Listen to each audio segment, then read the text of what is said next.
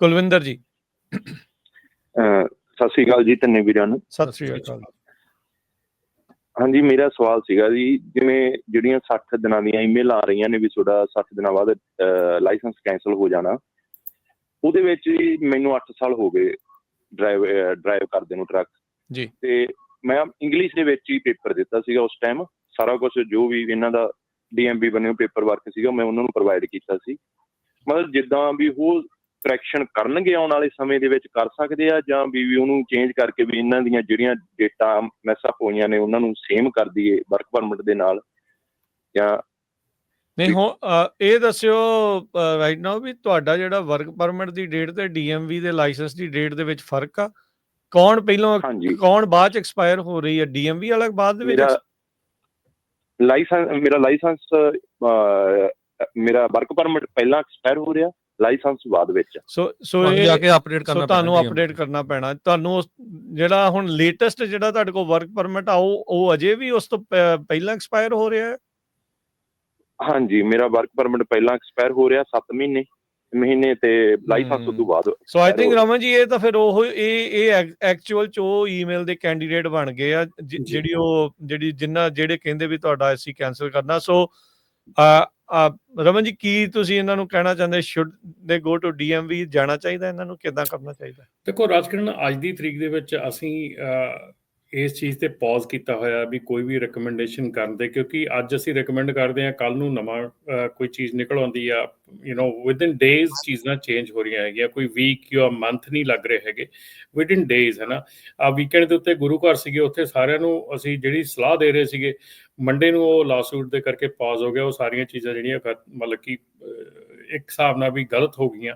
ਹੁਣ ਅੱਜ ਦੀ ਤਰੀਕ ਦੇ ਵਿੱਚ ਜੇ ਅਸੀਂ ਕੱਲ ਇਹ ਕਿਹਾ ਵੀ ਪਾਜ਼ ਹੋ ਗਿਆ ਆ, ਵੀ ਸਾਰਾ ਕੁਝ ਪਾਸ ਹੋ ਗਿਆ ਵੀ ਲਾਸੂਟ ਦੇ ਨਾਲ, ਤੇ ਹੁਣ ਅੱਜ ਉਹਨਾਂ ਨੇ ਕਹਿਤਾ ਵੀ ਜਿਹੜੇ 17,000 ਲਾਇਸੈਂਸ ਆ ਉਹ ਤਾਂ ਕੈਂਸਲ ਹੋਣੇ ਆ। ਉਹ that is nothing to do with the pass, ਹੈ ਨਾ। ਉਹ ਟੈਕਨੀਕਲੀ ਰੋਂਗ ਲਾਇਸੈਂਸ ਇਸ਼ੂ ਹੋਏ ਆ।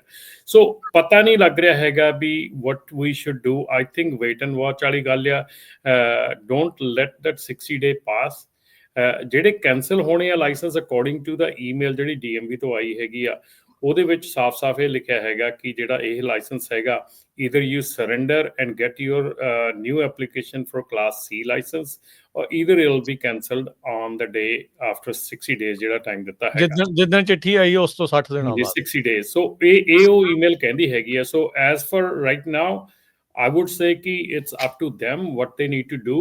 If they want to go surrender and ਆਪਣਾ ਲਾਇਸੈਂਸ Class C ਲੈਣਾ ਹੈਗਾ, ਜੇ ਨਹੀਂ ਤੇ automatically it will get surrender. ਤੇ ਇੱਕ ਹੋਰ ਵੀ ਜਿਹੜੀ ਖਬਰ ਰਾਜਕਰਨ ਆ ਰਹੀ ਹੈਗੀ ਇਸ ਵੇਲੇ ਇਸ ਮਾਮਲੇ 'ਚ, ਕਿ ਜਿਨ੍ਹਾਂ ਦੇ ਲਾਇਸੈਂਸ ਕਿਸੇ ਹਾਲ ਕਰਕੇ ਪ੍ਰੋਹਿਬਿਟਡ ਹੋ ਗਏ ਆ, ਜਿਹੜੇ ਕਿ ਕਿਸੇ ਵੀ ਸਟੇਟਸ ਕਰਕੇ ਪ੍ਰੋਹਿਬਿਟਡ ਹੈਗੇ ਆ, ਚਾਹੇ ਉਹ ਪੁਆਇੰਟਸ ਜ਼ਿਆਦਾ ਕਰਕੇ ਹੈਗੇ ਆ, ਚਾਹੇ ਉਹ ਕਿਸੇ ਦਾ ਪੋਜ਼ੀਟਿਵ ਡਰੱਗ ਟੈਸਟ ਆਇਆ ਕਰਕੇ ਹੈਗੇ ਆ, ਜਾਂ ਕੋਈ ਵੀ ਐਸੀ ਪ੍ਰੋਬਲਮ ਕਰਕੇ ਲਾਇਸੈਂਸ ਪ੍ਰੋਹਿਬਿਟਡ ਹੋ ਗਿਆ, ਉਹ ਲਾਇਸੈਂਸ ਵੀ ਜਿਹੜੇ ਆ ਉਹ ਕੈਂਸਲੇਸ਼ਨ ਦੇ ਵਿੱਚ ਜਾ ਸਕਦੇ ਆ ਕੁਇਕਲੀ, ਫਾਸਟ ਟਰੈਕ ਤੇ ਪੈ ਕੇ।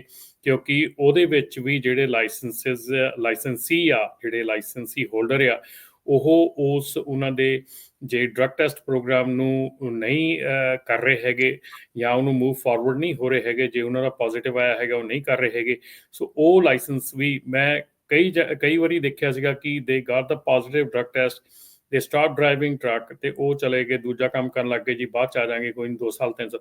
ਸੋ ਹੁਣ ਉਹ ਲਾਇਸੈਂਸ ਜਿਹੜੇ ਆ, ਪਹਿਲਾਂ ਵੀ ਇਹ ਗੱਲ ਹੋਈ ਸੀਗੀ ਕਿ ਜਦੋਂ ਤੁਹਾਡਾ ਪੋਜ਼ੀਟਿਵ ਆ ਜਾਂਦਾ ਆ, ਆਫਟਰ 60 ਡੇਜ਼ ਤੁਹਾਡਾ ਲਾਇਸੈਂਸ ਡੀਗ੍ਰੇਡ ਹੋ ਜਾਂਦਾ ਆ, ਪਰ ਹੁਣ ਉਹ ਲਾਇਸੈਂਸ ਕੈਂਸਲ ਹੋਣੇ ਸ਼ੁਰੂ ਹੋ ਜਾਣਗੇ। ਇੱਕ ਹੋਰ ਜਿਹੜਾ ਵੱਡੀ ਚੀਜ਼ ਹੈਗੀ ਆ ਕਿ ਜੇ ਤੁਸੀਂ ਹਿਊਮਨ ਟ੍ਰੈਫਿਕਿੰਗ ਦੇ ਵਿੱਚ ਫੜੇ ਜਾਂਦੇ ਆ, ਹਿਊਮਨ ਟ੍ਰੈਫਿਕਿੰਗ ਕਰਦੇ ਟਰੱਕਿੰਗ ਦੇ ਵਿੱਚ ਫੜੇ ਜਾਂਦੇ ਆ, ਤੇ ਤੁਹਾਡਾ ਜਿਹੜਾ ਲਾਈਫ ਟਾਈਮ ਬੈਨ ਜਿਹੜਾ ਤੁਹਾਡੇ CDL ਦੇ ਉੱਤੇ ਲੱਗ ਜਾਊਗਾ। You will never be able to drive a truck again, ਜੇ ਹਿਊਮਨ ਟ੍ਰੈਫਿਕਿੰਗ ਦੇ ਵਿੱਚ ਕੋਈ ਵੀ ਇੱਦਾਂ ਫੜਿਆ ਜਾਂਦਾ।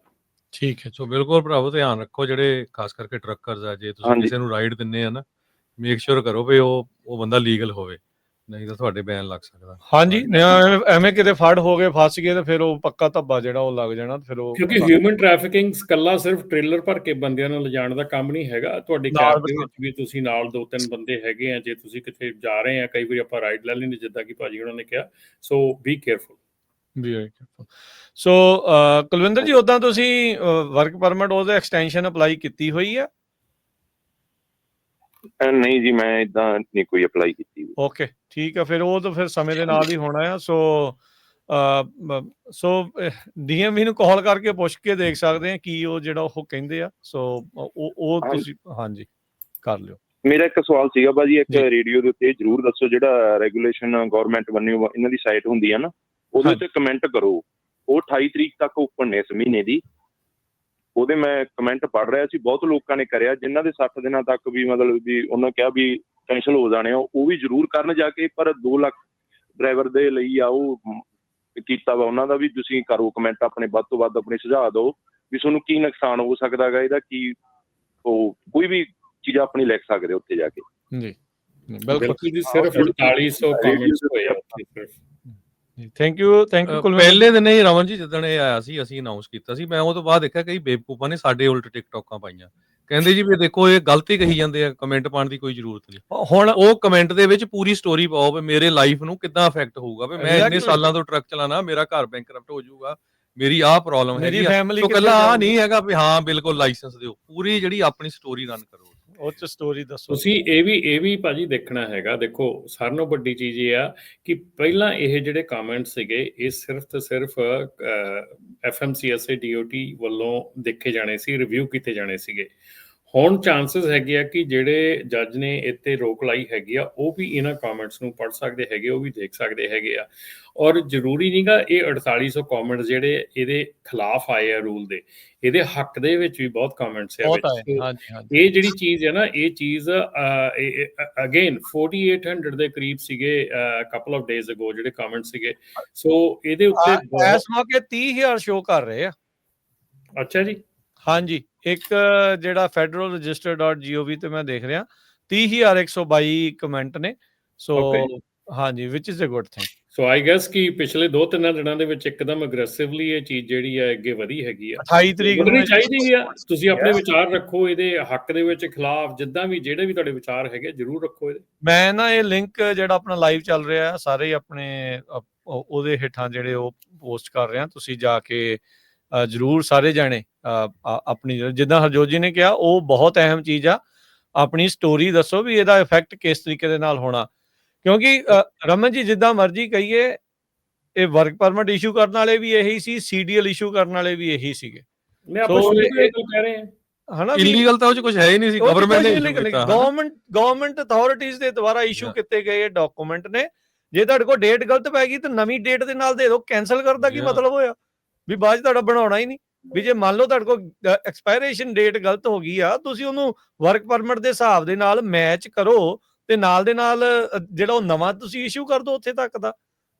ਸੋ ਇਹ ਜਿਹੜੀਆਂ ਚੀਜ਼ਾਂ ਜਿਹੜੀਆਂ ਇਸ ਟਾਈਮ ਨਾਲ ਚੱਲ ਰਹੀਆਂ, ਸੋ ਲਿੰਕ ਥੱਲੇ ਪਾ ਦਿੱਤਾ ਹੈ। ਸੋ ਸਾਰੇ ਜਾਣੇ ਵੱਧ ਤੋਂ ਵੱਧ ਉੱਤੇ ਕਮੈਂਟ ਤੁਸੀਂ ਕਰ ਸਕਦੇ ਆ। Restoring integrated to issuance of non domiciled commercial driving license, ਇਹ FMCSA ਦੇ ਦੁਆਰਾ 29 ਸਤੰਬਰ ਦਾ ਪਾਇਆ ਹੋਇਆ ਤੇ 28 ਨਵੰਬਰ ਤੱਕ ਜਿਹੜਾ ਇਹ ਡਾਕੂਮੈਂਟ ਵੈਲਿਡ ਆ ਤੇ ਪਬਲਿਕ ਕਮੈਂਟ ਤੁਸੀਂ ਉਸ ਦੇ ਉੱਤੇ ਕਰ ਸਕਦੇ ਆ। ਇਸ ਮੌਕੇ ਜਿੱਦਾਂ ਮੈਂ ਦੱਸਿਆ 30,122 ਕਮੈਂਟ ਇਸ ਦੇ ਉੱਤੇ ਜਿਹੜੇ ਉਹ ਆ ਚੁੱਕੇ ਹੈਗੇ ਆ। ਤੁਸੀਂ ਵੀ ਜ਼ਰੂਰ ਇਸ ਦੇ ਵਿੱਚ ਕਰੋ।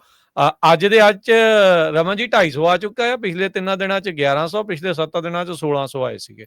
ਸੋ ਵਧਿਆ ਆ, ਹੌਲੀ ਹੌਲੀ ਕੰਮ ਤੇਜ਼ ਜਿਹੜਾ ਉਹ ਹੋ ਰਿਹਾ ਹੈ। ਬਿਲਕੁਲ ਬਿਲਕੁਲ ਜੀ, ਬਿਲਕੁਲ। ਪਰ ਬੜੀ ਕਨਫਿਊਜ਼ਨ ਆ। ਨਹੀਂ ਇਨਫੈਕਟ ਨਾ ਦੈਟਸ ਰਾਈਟ, ਉੱਥੇ ਜਿਹੜਾ ਇਹਨਾਂ ਦੀ ਵੈਬਸਾਈਟ ਤੇ 30,122 ਕਮੈਂਟ ਸ਼ੋ ਕਰਦੇ ਆ, regulation.com ਦੇ ਉੱਤੇ 6,000 ਸ਼ੋ ਕਰ ਰਹੇ ਆ। ਸੋ ਪਤਾ ਨਹੀਂ ਹੈ ਕੀ ਜਿਹੜਾ ਉਹ ਨਹੀਂ, ਜਿਹੜਾ ਰਾਈਟ ਕਮੈਂਟ ਹੈਗਾ ਇਹ ਹੈਗਾ ਰਾਜਕਰਨ 5800 ਦੇ ਕਰੀਬ ਹੈਗੇ ਆ।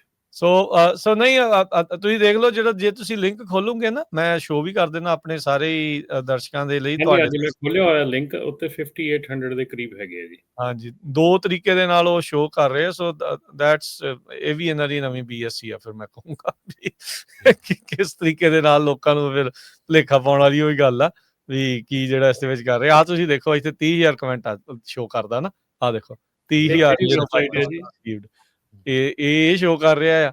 ਤੇ ਦੂਜੇ ਪਾਸੇ ਜਦੋਂ ਉੱਥੇ ਰੈਗੂਲੇਸ਼ਨ ਵਾਲੇ ਤੇ ਮੇਨ ਦੇ ਉਹਦੇ ਵਿੱਚ ਜਾਂਦੇ ਆ, ਰੈਗੂਲੇਸ਼ਨ ਵਾਲਾ ਮੇਨ ਆ ਜੀ। ਇਹ ਹੋਰ ਕੋਈ ਹੈਗਾ ਆ? ਨਹੀਂ, ਉਹਨਾਂ ਦੀ ਹੋਈ ਆ federal.register.gov ਆ, ਇਹਨਾਂ ਦੀ ਹੋਈ ਆ। ਹਾਂਜੀ, ਸੇਮ ਹੀ ਆ ਉਹ ਵਾਲਾ ਨਾ, ਉਹਦੇ ਵਿੱਚ